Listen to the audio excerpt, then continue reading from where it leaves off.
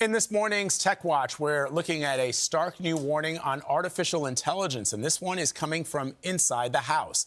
Last week, Anthropic released a report about one of its own new models called Claude Mythos Preview. In it, the company warned the program was too powerful to be released to the public. Mythos is designed to find security flaws in software. The trouble is, it may actually be too good at its job, and Anthropic is worried about it falling into the wrong hands.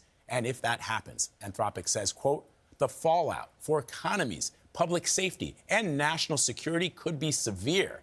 Joining us now is former AI company founder and CEO Matt Shumer. He's a venture capitalist, and he's author of that viral article that we shared here on the show, Something Big is Happening. Matt, good morning. Good to see you. Good morning. Thank you for having me. So Anthropic says this AI model identified vulnerabilities in every major system, from banking to technology to companies. Help us understand what could happen if this technology falls into the wrong hands, and what is this technology? So let's start there. What is this? So Claude Mythos is the next generation of Anthropic's AI technology. It was trained to be a generally smarter AI.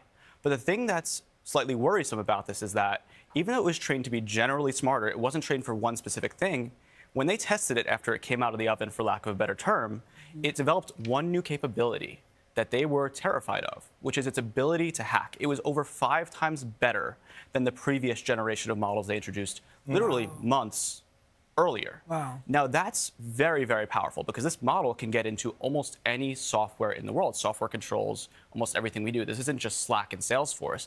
This is power grids. This is water systems. This is banking.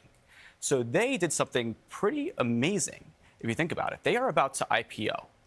They need to show as much profit as possible, and this thing is so smart that it could be effectively a money printer. Yeah. Instead of releasing this, they said, no, we're going to do the right thing. We're going to give this to the folks that need to use it to secure the systems that we rely on for our daily life so that they can get ahead of everybody else, because in 6 to 12 months, Anthropic knows if they have this capability today, every other AI lab that matters will have this too, and they might not treat it the same way. What does it say to you that they came out and did this publicly? Because, as you say, they could have kept this to themselves and continued to make a lot of money, especially with an IPO coming. What does it say to you about this company? It's unbelievable. I have never seen something like this, a company that is about to IPO having such a moral compass. It's not something you see every day. It is wildly impressive. Okay, so Matt, part of me says, well, this is a company announcing that they have created something so powerful, essentially a pat on the back. This is how good we are. But then another part of me, it scares the daylights out of me. So you say this isn't something that we should be overly concerned about, but it's also something that we should take serious. Yes. Which one is it? Because I am confused.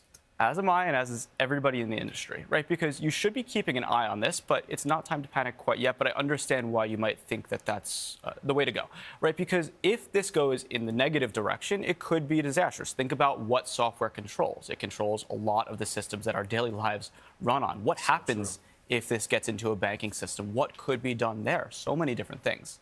But the hope is that the way that Anthropic is approaching this is that the good guys can get there first and secure these systems, right? They're giving this to the bank, for example, so that the bank can take the next few months before others catch up and harden their systems so that they have more of a moat.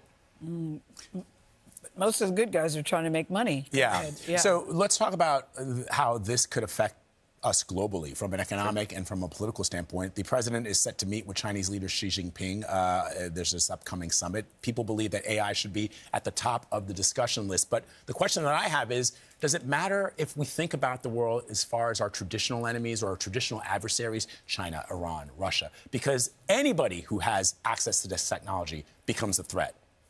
Absolutely. So AI is incredibly powerful. And if it falls into the wrong hands, and the wrong hands have access to it, it allows them to increase their position in the world. Think about how smart this is and what it can do. So yeah, you're correct in that the traditional enemies we're seeing aren't necessarily the only ones we should be worried about. However, I would say they are the most important ones to look at and take into account, because they are going to keep increasing the capabilities of their models, and that can lead them to do things that maybe we wouldn't be super happy with. We are keeping pace, and we actually are quite a bit ahead right now, but there's a chance that gap closes. Yeah. Well, hopefully this turns out like it does in the movies and the good guys win in the end. Who are the good guys, though? That's the question. Matt Shumer, thank you so much. We appreciate you.